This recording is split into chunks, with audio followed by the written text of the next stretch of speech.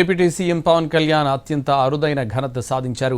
పురాతన జపనీస్ కత్తిసాము కళ కెంజుట్సులో అధికారికంగా ప్రవేశం పొందారు. 3 దశాబ్దాలకు పైగా పవన్ క్రమశిక్షణతో సాగించిన సాధన, పరిశోధన, మార్షల్ ఆర్ట్స్ పట్ల ఉన్న అంకిత భావానికి నిదర్శనంగా అరుదైన ప్రపంచ స్థాయి గుర్తింపు లభించింది. సినిమాలు, రాజకీయాల్లోకి ప్రవేశించకముందే పవన్ మార్షల్ ఆర్ట్స్ ప్రయాణం ప్రారంభమైంది. కరాటే, ఇతర యుద్ధ కళల పట్ల ఆసక్తి కలిగిన పవన్ చెన్నైలో ఉన్న సమయంలో నిరంతర సాధన చేశారు.